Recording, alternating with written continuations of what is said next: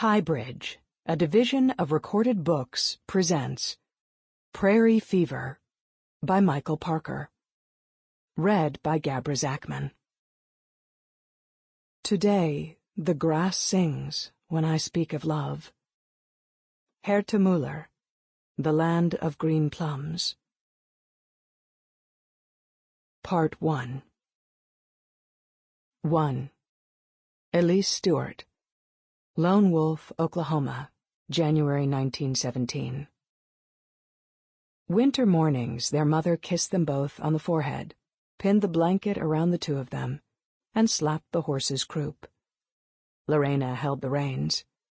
Elise wrapped her arms around her older sister's waist, and both girls shut their eyes against the icy wind of the prairie. On the way to school, they recited items memorized from the pages of the Kiowa County News, with accompanying commentary. Elise, Alfred von Tungian left Lone Wolf to attend OU Norman. He is one of our most brightest and most promising young men. Good luck to you, Alfred, in your studies.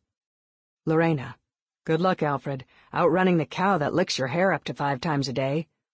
Elise, Burr Wells, who owns one of the best farms that ever a crow flew over, says he has a set of farmers this year who are farmers in fact. He can't hardly get through praising his farmers. Lorena, it is a fact that farmers come in sets.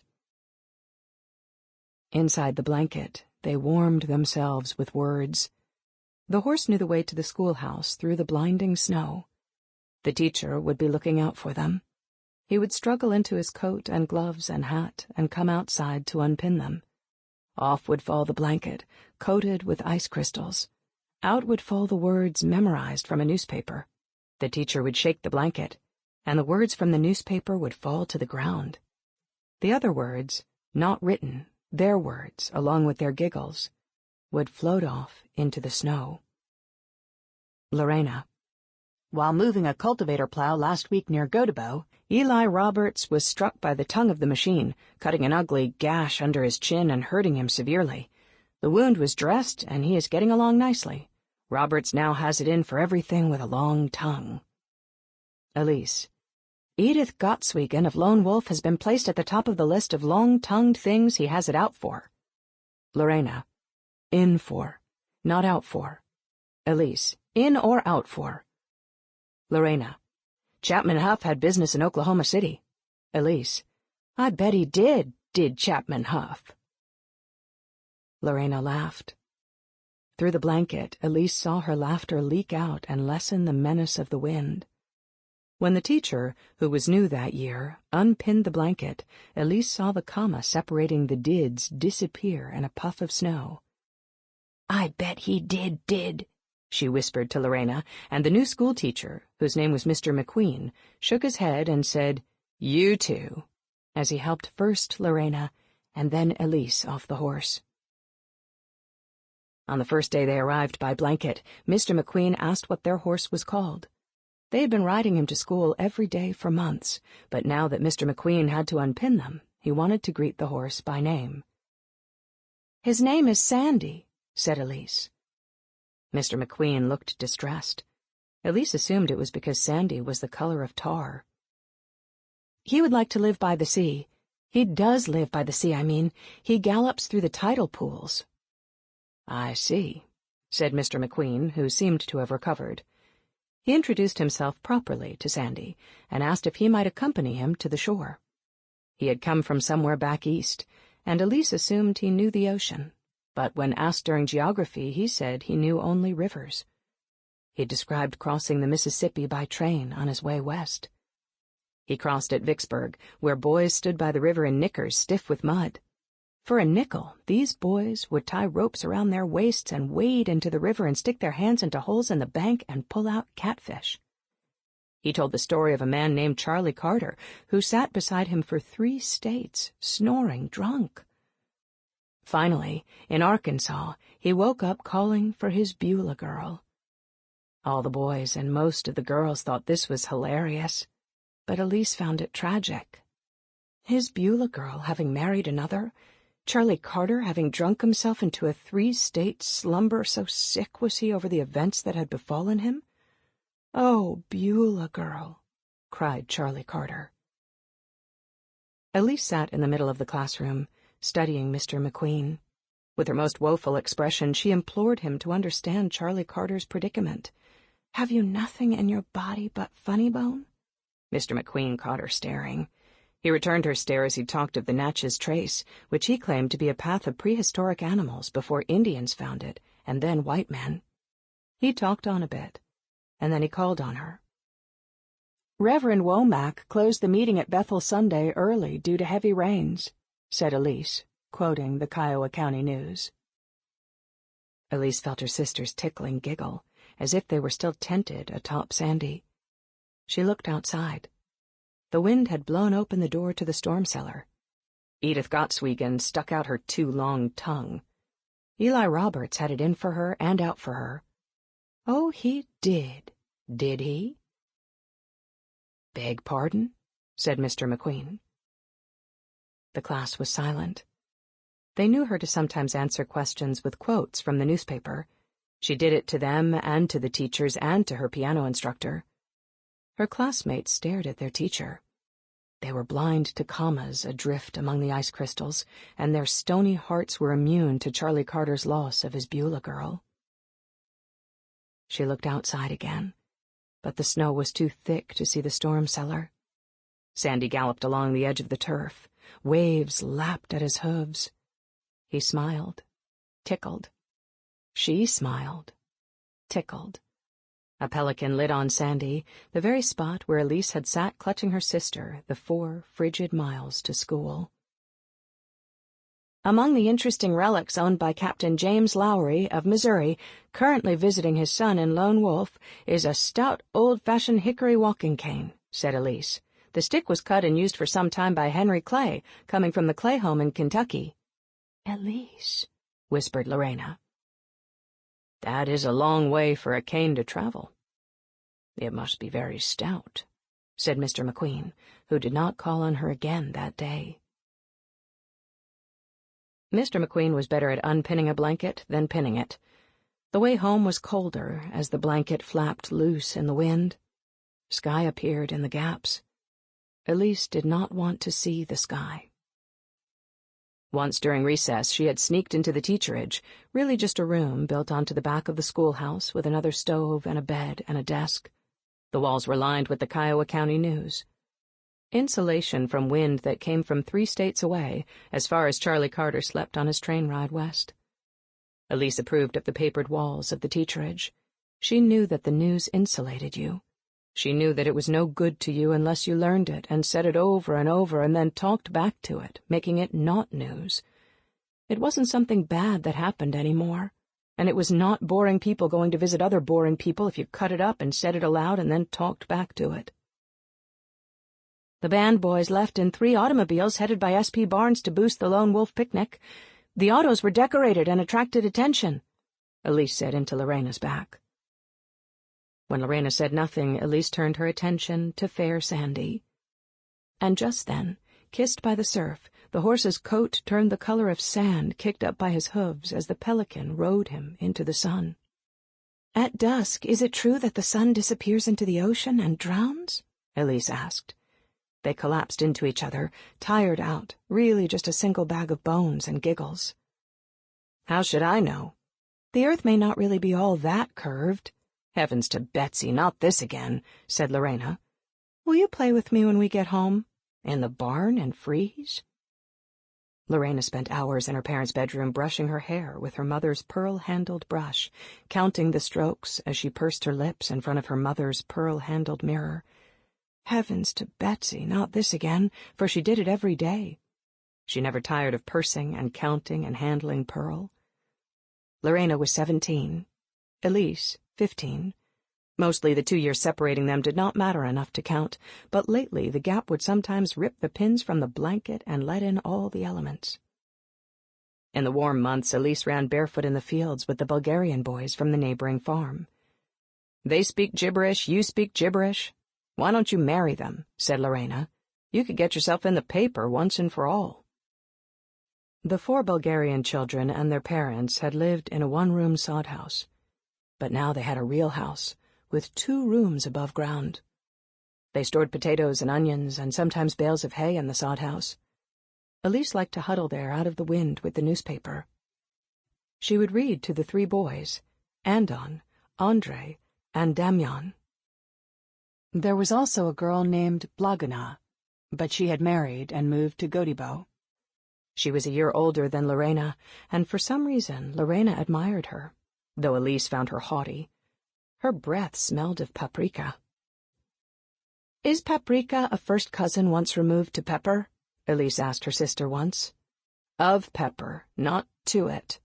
Lorena was particular about her prepositions. Maybe Elise preferred the company of the Bulgarian boys because her own brothers, Elton and Albert, had died from prairie fever. Lorena blamed their father for their brothers' deaths. She said he stored water in tanks and allowed the cows to drink from it, and then dipped Mother's pitchers in the tank and set them out on the dinner table. Elise said that their father did not know that prairie fever had gotten into the tank, and Lorena chose not to tell her that prairie fever was a euphemism for typhoid. Elise was led, by omission, to believe that her brothers had died from an allergic reaction to the prairie itself. She did not understand what in their constitutions made them susceptible to such an allergy when she and Lorena, who drank the same water as did her mother and father, survived. Maybe certain people are supposed to keep out of the wind, was all she could figure. But the wind blew also in Axtell, Kansas, which is where they had been before they came to Lone Wolf. Maybe Axtell was not considered prairie? Her memories of it were dim, as she was 5 when they moved. She remembered only the house they lived in, which Lorena called nothing but a shack. The walls were also lined with newspapers, and a ditch ran behind the house where men did their business in daylight. Her mother had gone for 2 years to Knox College in Illinois. There she learned to play the organ. Every night before her boys died, she had combed their hair. Mother of Pearl, Elise called her, though she had no daughter named Pearl. That was just Elise's name for her, or one of them. Where her parents met, or how, was not a story told to Elise. She knew that her father came to Axtell to work on the railroad, and that he was born in Pennsylvania, and that he had many ideas. He called himself an idea man. Other idea men would stop by to talk to him. Elise's mother would watch them from the kitchen window, the one above the sink, as if keeping an eye on small children. One of the men, Wilbur Schilling's father, Bud, was big. Elise and Lorena called him Big Idea. Apparently one of their father's ideas had led them to Oklahoma. First to nearby Hobart, the county seat, along with 13,000 other people. Their father had read in the Marysville, Kansas newspaper about a land lottery in Hobart. They lived for a month in a tent. Elise did not mind the smell of moldy canvas, which reminded her of bread, Madame Curie, and bugles. At dusk, she and Lorena took their baby brothers in strollers to the edge of the camp called Ragtown to see the Kiowa. They came every night to stare. People described them as proud, but they appeared to Elise very curious. Elise had never seen Indians. If they had them in Axtell, Kansas, they kept them locked up somewhere, or made them take back alleys.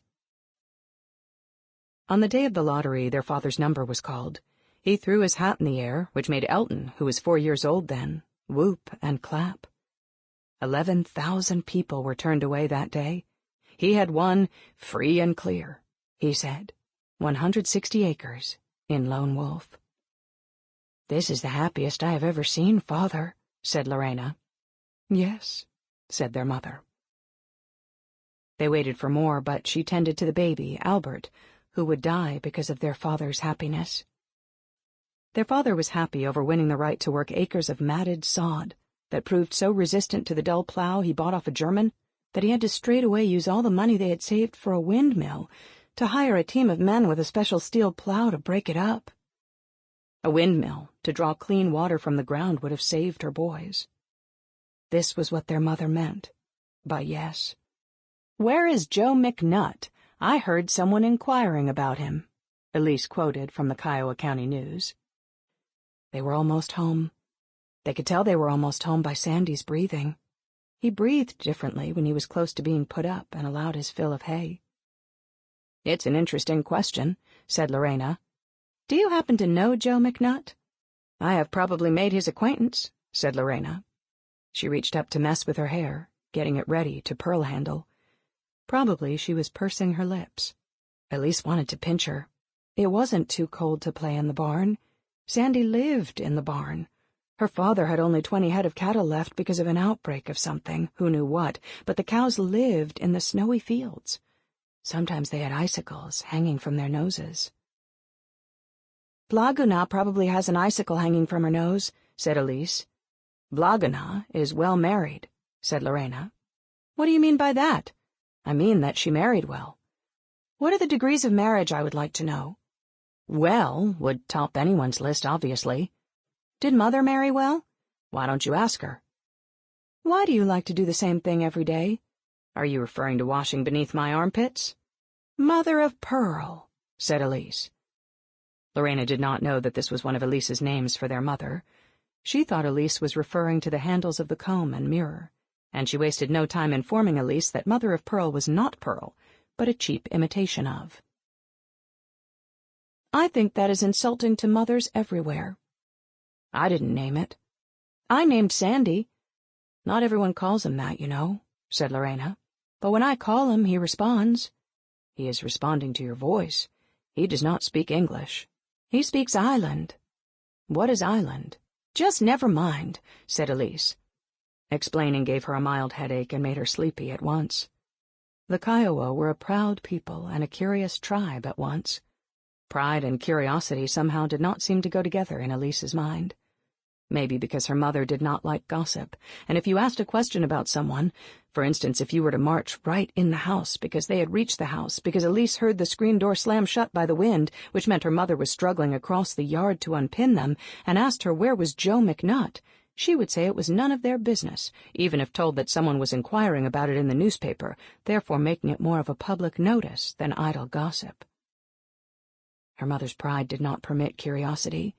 It only permitted her to say yes when she meant, "What has your father gone and done now?" In the barn, combing the snow from Sandy, wiping him down with the blankets her father had bought from the Kiowa, Elise wondered if she would do well to marry one of the Bulgarian brothers. She tried to think which one. Andon was closest to her in age, and he did not have a thing wrong with his nose, or his entire face for that matter, but Damian, whom the boys at school called Dam when the teacher was not around, paid closest attention when they met in the old sod house, and she read aloud to them from the newspaper. He liked hearing who visited whom, the part Lorena and Damian's brothers and sometimes even Elise liked the least. The others were bored by it, but the section made Elise sad, for no one ever came to visit her family from Hobart of a Sunday, much less some famous relative who carried in his possession at all times a stout old-fashioned walking stick previously owned by a statesman. Only Big Idea and the other idea men came by their place, but their visits did not make it into the paper. The Bulgarians worked in the fields in fair weather, which meant that winter was the only time Elise got to play with them. If it was particularly cold, like it was out today, her mother would tell her not to go. But Elise was able to change her mind. "I will take Sandy," she said, for it was a little over a mile across the fields to the Bulgarians' farm, and if the snow blew up, it was easy to get lost. But Sandy knew the way. Her mother wrapped her in her grandfather's greatcoat. Or perhaps it was her great-grandfather's coat? It was huge and itchy, and Sandy did not care for it. "Leave before the sun drops behind the trees," her mother would say, but she must have been thinking about Kansas, because in Lone Wolf there were no trees to speak of. To the east, south, and north was the ocean of prairie, and just to the west ran the worn but noble Wichita Mountains, rising from miles of flatness as if discarded, like the detritus cast off by wagon trains of old. The Kiowa thought the mountains sacred, but Elise found them depressing, and would prefer nature to speed up its course and wear them down to pebbles, so her view would be unencumbered by lumps of rock and dark brown dirt. "Sometimes, when we arrive at Oklahoma, we burn cow dung," said Damian one day in the abandoned sod house. His brother shushed him. He was often caught staring out the window by Professor Smythe, who preceded Mr. McQueen. Elise would stare at him staring. His eyes, like hers, could see beyond the playing field, the stable, the outhouse. He was the only person she had ever heard say that barbed wire was a bad idea. She thought to ask her father about it, but if it wasn't his idea, he wasn't that interested. But Damian did not like Mr. McQueen. "He is not much," said Damian that day in the sod house. "Not much what?" He shrugged and grabbed the paper, as if he could read it. She snatched it back. "I do not have time to teach you English, by the way." "I speak English good." "Perfect," said Elise, "but back to Mr. McQueen. He is not much what?" "Something is in his belfry," said Andon. "Well, I should hope so," said Elise. "I would think they made sure of that before they hired him." She learned from the Bulgarian brothers that none of the boys at school cared for Mr. McQueen, but none could say why.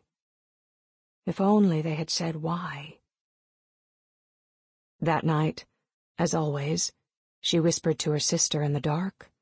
They had always slept in the same room with their brothers, and she and Lorena had shared a bed. After her brothers died, they got separate cots. Her mother insisted upon it. Elise was aware that her brothers had died of prairie fever, so that she could whisper across the narrow space between the cots to her sister in the night.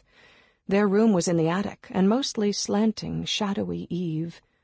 They were so close that her sister heard her whispering and said, "What?" But it was so cold up there, with only thin board and shingle separating them from icy snow-belching clouds, that her words froze sometimes before they bridged the gap. Having turned to ice, her sentence shattered into letters, and each letter tinkled like chimes onto the floorboard. "It has come to my attention that the boy half of the schoolhouse is not enamored of Mr. McQueen," said Elise. "Which of your Bulgarians told you so?" "Damian," she said, and then added, "Also Andon." "What else did they tell you?" "That when they first came to Lone Wolf they burned cow pies to stay warm." "I am not, as you know, enamored of your Bulgarians, but you may have noticed that we burn coal. That is because there are so few trees in this place." "Father might get the idea to plant some." "You will need to plant the idea in his head." It was a curious phrase, plant an idea. It suggested that ideas grew in the manner of, say, cotton. Her father's ideas did not seem to reach maturity before he harvested them. "You are making fun of me," said Elise. "I am making fun of father," said Lorena. "Do you care much for Mr. McQueen?" Lorena was silent for some seconds. Elise could hear the wind of her thoughts. "I feel that, like all of us, he has his limitations." "Which are?" "The point of life is to know your limitations," said Lorena. Elise thought about this. Her first thought was that Lorena's recent tendency to state the point of life was irritating. Her second and subsequent thoughts concerned her own limitations. She was not attentive to the world around her if and when the world around her turned to dirty dishwater that her mother asked her to dump in the side yard. If the world sent her on an errand, and the errand was as dull as dishwater, she came hard up against her limitations. My Own Limitations, a list, by Elise Stewart. 1. My mind. I never feel it, and it is like a fly not satisfied with any surface upon which it lights, and a buzz always. 2. Mother of pearl will never be to me what they say it is, which is a lie. 3. I would marry a Bulgarian. Why not if I took a notion? And I would not care if the marriage qualified as well on Lorena's grand scale. But she realized that her limitations were many, and it would be daylight if she kept up the list. She attempted to sleep, but she shivered. Lorena felt her shivering and came and got into the cot with her. They were pinned inside, the blanket blocking out the wind and snow. She relaxed into her sister's back, Sandy's hooves in the surf. Now she could whisper. Her words would not ice up and break into chiming letters crashing against each other and then to the floor. "I don't think I put much stock in pride," said Elise. "Well, that is certainly a limitation. When people speak of it, it seems they mean very different things." "The same could be said for the word Sandy," Lorena said. "Sandy is a name, not a word. My point has been proven. rather perfectly, by you. Sometimes Lorena was a bully. Elise stayed awake as her sister slept like Charlie Carter across 3 states. She stayed awake to mourn the loss of her own Beulah girl, only she did not know what her own Beulah girl was, just that she had one. On those frigid nights when they slept crammed into a single saggy cot, Lorena's bossy sleep breath attempted to corral her. It tried to plant ideas in her mind. What if, Elise wondered in the night, she passed her sister on the street one day and her sister did not even see her? "You've not said why it is that the boys dislike Mr. McQueen." "Why don't you ask them?" said Lorena, which is what she always said when Elise asked a question she could only ask Lorena about someone else. The next morning the pump was frozen. Where was Father to start the fire in the stove? Her mother had to do it. Her mother often moved around the house with one arm crooked as if she were carrying her baby boy. Almost every woman in Lone Wolf, Oklahoma, and likely also Axtell, Kansas, had lost a child, but her mother seemed to take it the hardest. Elise wondered if she did not have a touch of prairie fever herself. Would this not explain why she always told Elise to leave for home when the sun began to dip behind the trees? Prairie fever. I burn with it. It is the opposite for me of what it was for my poor dead brothers and my addled mother who carries around still her 2 baby boys in her arms. It is not death, but life. I love the wind and the way it makes everything slap and creak and whistle. In the prairie dog villages, I know each hole and who lives there. I deliver their mail. I love the mounds where the Kiowa buried their dead. I can take you there, but you mustn't climb them, or the spirits of fierce warriors will follow you always from afar. You will always feel a shadow. Turn and look behind you all you want. You will not see them. They are too quick. "Hold still, Elise," said her mother as she pinned the blanket in the barn. "If you don't hold still, I will stick a pin in your sister." "Please hold still," said Lorena. Sandy set off in a trot. Lorena claimed to be the rider and Elise the passenger, but Sandy knew the way. In blinding snow and sideways wind, Sandy could feel the way. "Wade Vineyard and Carney Bickerstaff were at Hobart," said Elise. "They deserve each other. Should they marry, she would be Carney Vineyard, an ever so slight improvement." "Will you ever not be able to see me on the street?" she whispered to Lorena. But the heavy blanket muffled her words, and Lorena said, "Stop grunting, please." "For rent, 2-room house, second door west of schoolhouse. 1 room for me and 1 for you," said Lorena. "Mother can come," said Elise. She decided her sister disliked all men. She put her to the test. "When Charlie Carter woke and cried out for his Beulah girl, did you think that was funny or sad? I wasn't even there, and neither were you." All the proof she needed. "Elise," said Lorena. Elise was all ears and only ears. "Please try to answer the questions put forth to you by others," said Lorena. "Not everyone cares about what is in the newspaper." "But you do." "The Sunday school at Bethel purchased an organ through Professor R.C. Adams." Elise smiled. Her smile warmed her sister's back. It was a kiss on her neck. Sandy felt it, and air escaped through his nostrils, a snort of delight. "But, Elise," said Lorena. "Mr. McQueen never said the name of his horse," said Elise. She waited for her sister to say, "Why don't you ask him?" but Lorena did not. Straight away, as soon as Mr. McQueen emerged in his fur-lined cap to unpin the blanket, his East Coast face flushed by the icy wind of the prairie, snow in his eyebrows, revealing what he might look like when old and gray, Elise said, "Why, Mr. McQueen, good morning." Her sister did not have to groan. Their bodies had been touching all night, and then the 4 miles to school. "Why, good morning yourself, Elise. What news is there from that fine instrument of journalism you favor?" Mr. McQueen took the paper, too. Without it, he would freeze in his teacherage, his eyebrows white with snow. But he was indulging her, and she knew it. She remembered Lorena's plea. "There is not much," she said, as Damian said about Mr. McQueen. "That's a pity. We should make something happen to get ourselves in the paper. What do you say about that, Lorena?" But Lorena had wrapped her scarf around her nose. Sample complete. Ready to continue?